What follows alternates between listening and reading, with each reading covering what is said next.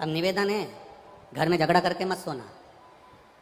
एक पति पत्नी आपस में झगड़ा कर लिया और झगड़ा कर कर पति को पहले कहीं जाना होता था तो पत्नी से कह देता था तो पत्नी जगा देती थी। आज ऐसा झगड़ा हुआ पति पत्नी में तो पति ने एक पर्ची में लिख दिया कि सवेरे मेरे सर एयरपोर्ट पे आ रहे हैं और मुझे सुबह जल्दी 5 बजे एयरपोर्ट पहुंचना है, तो तुम मुझे सुबह 4 बजे जगा देना। पर्ची पे लिख के उसने पत्नी के पलंग पर जो तकिया था वहां रख दिया। पत्नी ने पढ़ा, ठीक है। दूसरे दिन वो सुबह 9 बजे उठा। उसने उठते से ही गुस्सा करना चाहा कि तूने मुझे जगाया नहीं, पर पास में एक पर्ची पड़ी थी, 2 पर्ची पड़ी थी, 3 पर्ची पड़ी थी। उसमें लिखा हुआ था उठ जाओ 3 बज गई है, उठ जाओ 3:30 बज गई है, उठ जाओ 4 बज गई है। अब जैसा तेरा गाना वैसा उसका बजाना। अल्लाह,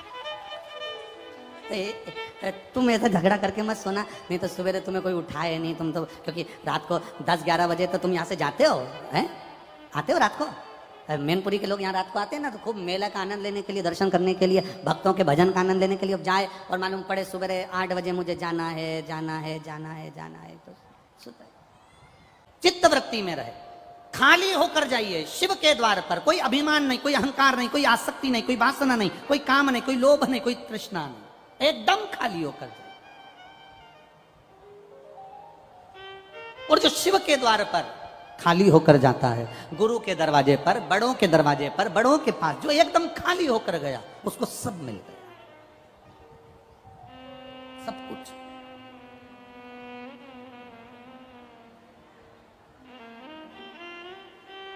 दूध की भगोनी, जिस भगोनी में, जिस पात्र में तुम्हें दूध वाले से दूध लेना है, अगर वो पहले से भरी होगी तो उसमें दूध ले सकते हो क्या?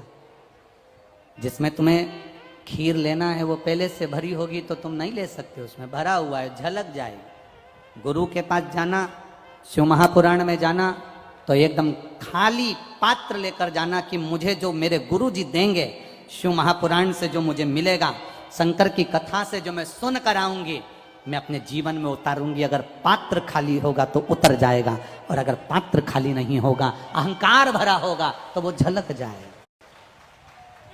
अहंकार के वश वो झलकेगा। उस अहंकार से परे होकर चलना, अहंकार से। पहुंच गई माता पार्वती जी, सुंदर भिलनी का रूप रखकर आई।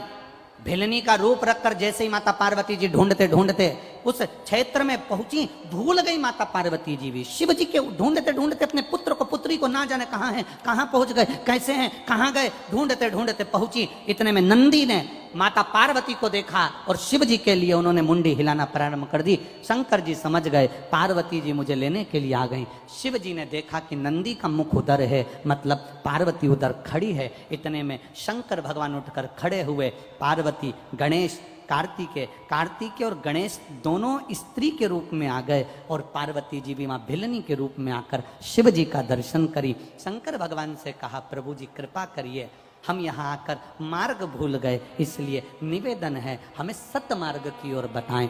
शंकर की कथा कहती है, शिव महापुराण की कथा स्वयं भूले हुए को भी मार्ग प्रशस्त कर कर परमात्मा के दरवाजे तक पहुंचा देती है। शिव महापुराण की कथा भटके हुए को भी परमात्मा का सत्य मार्ग बता देती है। शिव जी का वो मंदिर आज भी भूलेश्वर, मतलब शिव जी वहां कर भूल गए थे, पार्वती वहां कर भूल गई थी, गणेश जी वहां कर भूल गए थे। सारी दुनिया में केवल एक मंदिर है भूलेश्वर महादेव का, जहां पर ये भूलेश्वर महादेव, पूना से सोलापुर के बीच में एक शंकर का मंदिर आता है भूलेश्वर महादेव का, जहां पर भगवान शंकर के मंदिर में गणेश जी स्त्री के रूप में हैं, कार्तिकेय जी स्त्री के रूप में हैं, और पार्वती जी भिलनी के रूप में विराजमान हैं। जहां पर नंदी भगवान शिव से कह रहे हैं, ये भूमि भूलेश्वर बाबा यहां कर हम भूल गए, ऐसी कृपा करो कि इस स्थान पर जो आए और एक लोटा अगर जल भूले से भी चढ़ा कर चले जाए तो वो संसार सागर में कभी ना भूले, परमात्मा के सतमार्ग की ओर चलता रहे। वो भूलेश्वर महादेव। कभी आप लोग अगर पूना जाएं, महाराष्ट्र में अगर पुणे की ओर जाएं तो पुणे से लगभग 70-80 किलोमीटर की दूरी पर भुलेश्वर महादेव का एक मंदिर पड़ जाता है, जहां पर पहुंचकर भगवत भजन की एक कीर्ति बढ़ जाती है, एक आनंद की अनुभूति बढ़ जाती है।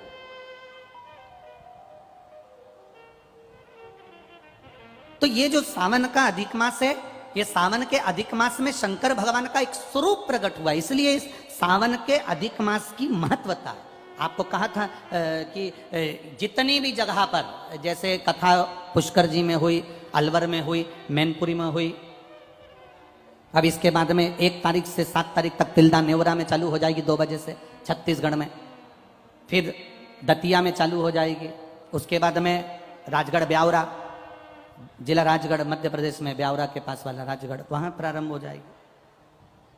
फिर वापिस एक कथा छत्तीसगढ़ में प्रारंभ। जितनी कथा सावन के महीने में जिसको मिली है, बाबा देवादिदेव महादेव की कृपा से जिसको मिली है अधिक मास से जुड़ी हुई सावन के महीने की कथा, अपने भाग्य की सराहना करना और अपने को किस्मत वाला समझना कि भगवान शंकर का एक अवतार, श्रंभेश्वर अवतार, यह अधिक मास और सावन के मिलन में हुआ है। शिव का एक, शिव जी का एक नाम पड़ा था श्रंभेश्वर महादेव, एक अवतार प्रकट हुआ है, श्रंभेश्वर महादेव का एक रूप प्रकट हुआ है।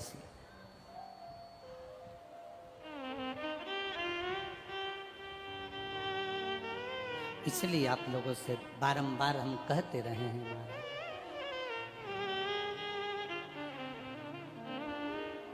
शिव के सिवा कहीं दिल ना लगाना, शिव के सिवा कहीं दिल ना लगाना, वरना पड़ेगा तुझे आंसू बहाना, वरना पड़ेगा तुझे आंसू बहाना, शिव के सिवा कहीं दिल ना लगाना, शिव के सिवा कहीं दिल ना लगाना, शिव के सिवा कहीं दिल ना लगाना, शिव के सिवा कहीं दिल ना लगाना।